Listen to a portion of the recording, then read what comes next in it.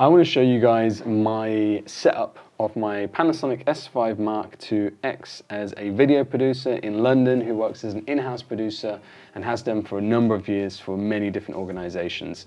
And as you can see, it is quite a simple little setup. Like most people, I don't know if you guys can relate, but when I get a new DSLR, especially one that I'm excited about, you know, I want to make it look as impressive as possible because we know how powerful these cameras are and we know that this little body does not give it justice.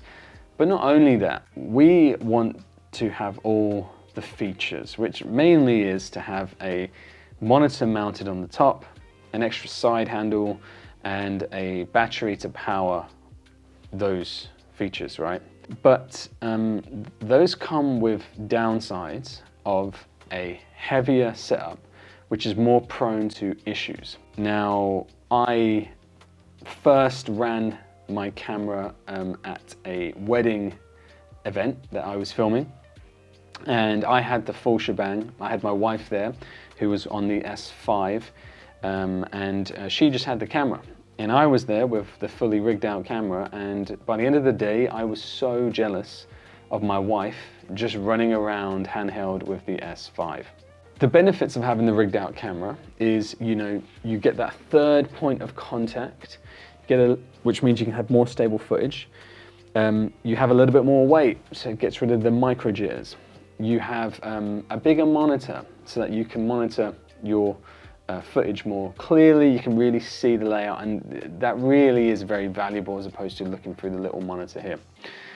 But the downsides are just a less enjoyable filming experience. There is a reason why photography cameras are not huge, why they made them this small, because it's such a nicer experience for someone to go through. And it is considerably more lighter.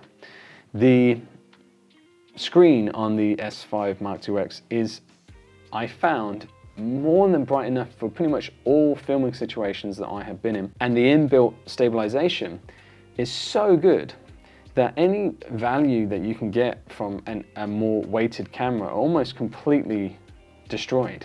Like, there is no real benefit of having a heavier camera to remove micro jitters. And even that third point of contact, if you put on the image stabilization boost and the tripod mode, I think they call it, and when you've got something like that, like, why do you need a more heavier setup? When it comes to content creation, I think the industry has moved forward enough to know that DSLRs are what are expected to produce this sort of content.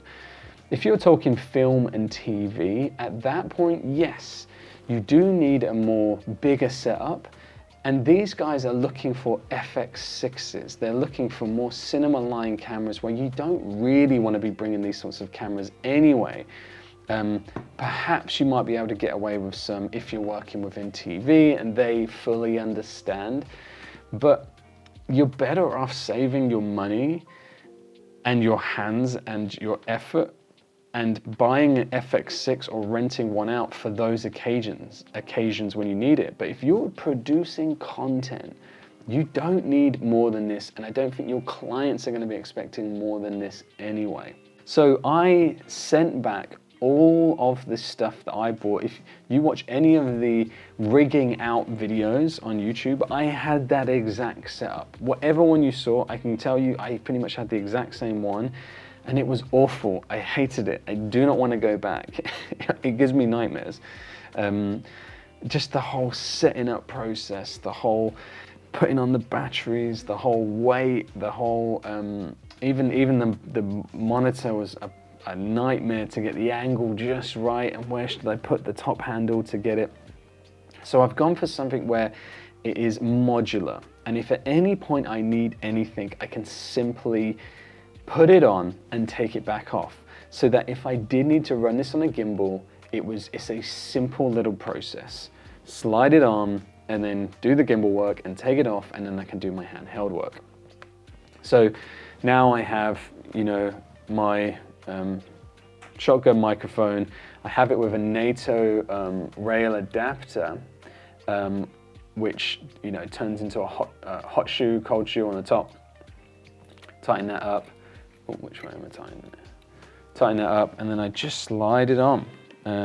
Slide it on top, nice and easy, and then tighten that up. And then now I have that on solid.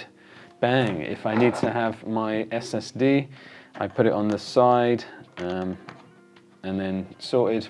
You know, I don't use an SSD. I recommend you check out the video that I recorded about the SD cards, which I think are great and really cheap and film really good quality on these cameras. But anyway, I've got the SSD mount there if I ever need it. But even that, like, this is so stiff, such a pain to get on. But anyway, that's minor. And then I have a side handle. So again, this is I'll tell you about this this cage in a second, but I can then put a NATO rail on if I need it, if I really think it's important. Bang, you know, I've got that extra point of contact, a more solid point of contact, do my filming that way. And then I can easily take it off. If I really wanted to look fancy, I have a matte box, I'll just put that on, and then yeah, I can put the side handle on, but again, it's not too much setup. When it comes to the battery life and this feeling that you need to get a V-mount battery, you don't. These batteries, for this camera, a dime a dozen. They're so cheap. You can buy 2 of them for £70 with a charger, and they last for an hour. Well, it says 2 hours, an hour and a half. Even if it just lasts for an hour, that's plenty of time. Just have seven of them on you. Keep swapping them around. I've really never had any troubles. And if you really needed more power, just go straight in for the USB-C.